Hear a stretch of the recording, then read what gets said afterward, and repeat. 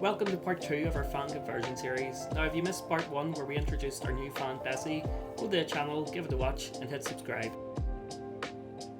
So we're really excited about this build and we already have so many ideas, from what needs to be done inside to what colour we're actually going to paint her on the outside. But before we do all that, we need to figure out what's wrong with her first. So in order to do this, we need to get the van roadworthy. So we're going to start in the journey of road to roadworthiness, and we're going to start at the back of the van and work our way forward. So at the back of the van, on the rear axle, we've discovered, very painfully, that we're going to need a leaf spring on the back left. We're going to need a wheel hub, mainly because whoever's had the van first has broken off a wheel nut, and then whenever I tried to remove the wheel, I've broken off a couple more wheel nuts, so that wheel nut and bearing will have to be replaced. This side came off no problem. I'm still going to replace the wheel nuts. The van also needs brake calipers on both sides, brake discs on both sides, and brake pads on both sides, and we're also going to have to replace the tyres on the rear. This is the caliper here. Disc and pads are all going to need replaced. As you can see, they're well worn. The tyre as well, although it looks like it has brilliant tread on it, has cracks because it's been sitting with age, so they will need to be replaced. And also what I'm going to do is I'm going to refurb the rims just so they look a wee bit nicer. There's also a potential air suspension fault. These ex-ambulances have air suspension and they do cause issues. There's potential that the rear left airbag may not be inflating properly, but I won't know until I get the leaf spring on. This is the air suspension setup I was talking about with the airbags. I'm hoping that these are okay, as they're expensive to fix or replace. So follow on the journey to see if we can get the rear axle better. So as we move to the front of the van, on the front axle, I've noticed that it also needs brake calipers, discs and pads and tyres. This is all standard maintenance stuff, and we know the van had been sitting for quite a while unused, so this is nothing out of the ordinary, especially for this age of van. But also what it will need is some bulbs, headlight bulbs, indicator bulbs. May need a new indicator stock, as I've discovered that is maybe causing some issues, and as well the horn's not working, so I'll have to figure out what's wrong there, as it is a legal requirement to have a working horn. So we're going to take some measurements of the van and we're going to do some rough ideas on a program called VANSPACE. Now this is totally not sponsored, we've bought VANSPACE with our own money and we're going to show you some of the ideas we have once we do our measurements. So one of the thoughts is I want to put maybe a working bathroom here of some description. I'm thinking then the kitchen will probably go from about here to a wee bit in front of the side door, just leaving enough space so we can get in and out comfortably.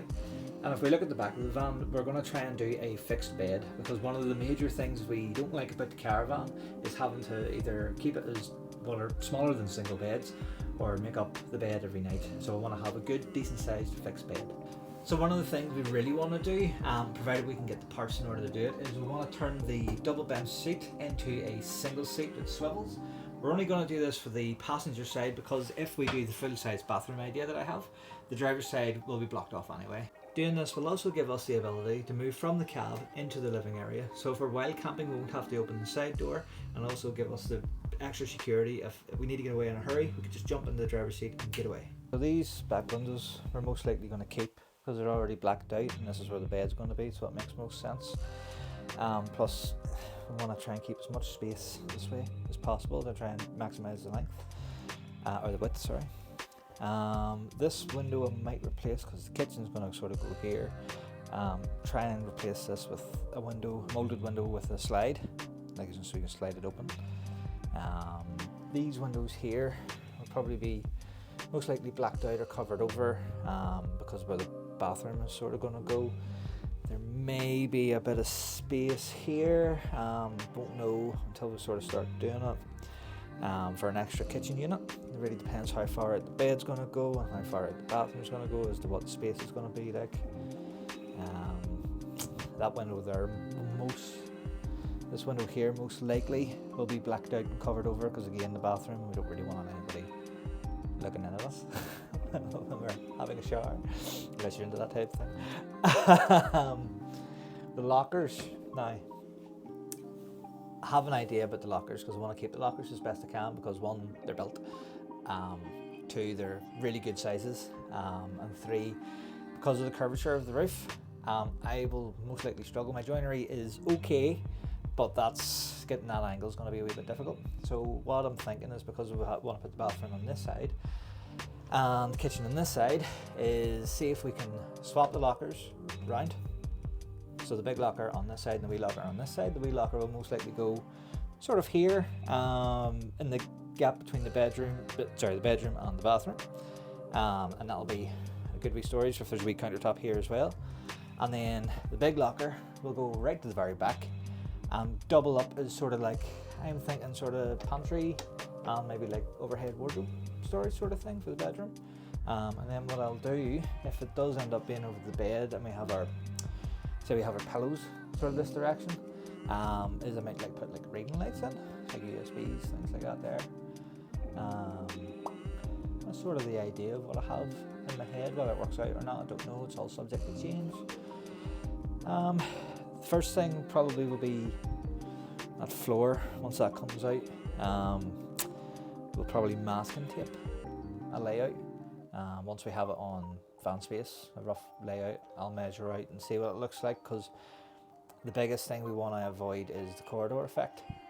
I have, as you'll see, played about with a few ideas. One of the ideas was actually having the bathroom on this side, and then it would have given us a big massive kitchen. But the problem is you need to have a wee skinny corridor.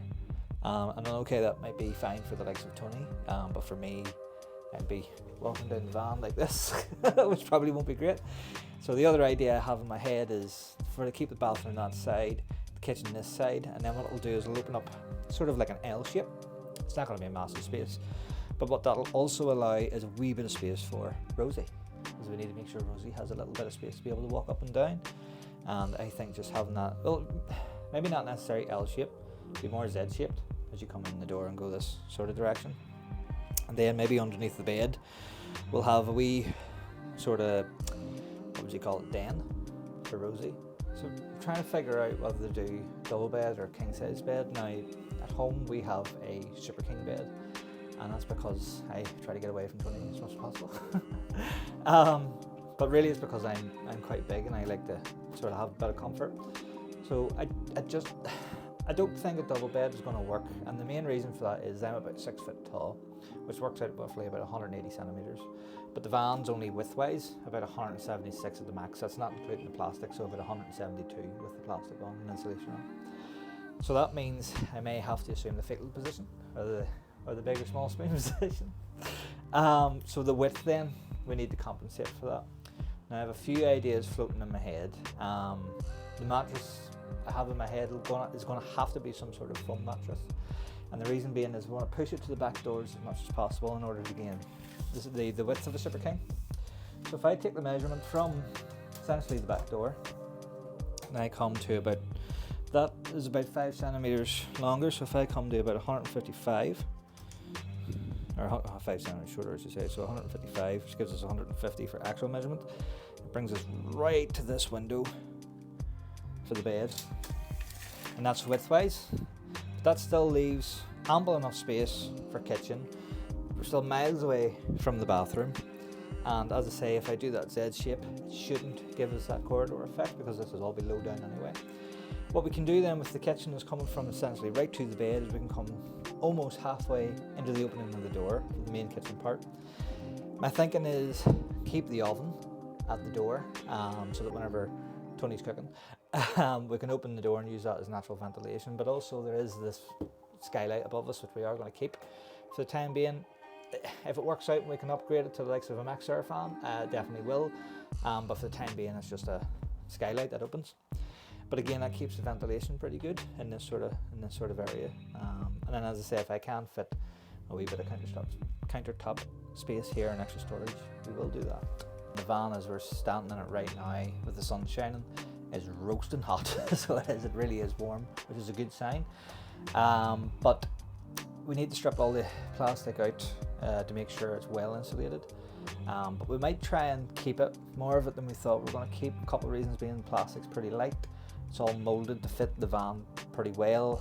It's a bit rough in spots, but what we would do is we would sand it all down, paint it, because that's the lightest option instead of coverings, and just give it a good freshen up. Because again, we're trying to find that balance of making it the way we want to make it, but still retaining some elements of it used to be an ambulance. I think bathroom size, like length, I think from there to the driver's seat is more than enough space. Yeah, that's quite long. Like, because if I stand in this area, I'll put this down so I don't hit my head. But if I stand in this area, like, you know, like that's enough to get a shower. And then, like, not to be vulgar about it or anything, but you know, I'll just sit in this for now. But that's, yeah, I think this is the perfect space for a bathroom. So it'll be from here to here, closed off. The width, as I was saying earlier, about 80, probably. No. So we're standing in the middle of it. 80 might be enough.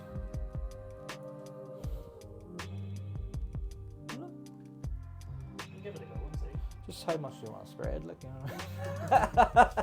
know? So make sure you subscribe and stay tuned to see how we progress from getting this Indian X-ambulance to our new home on wheels.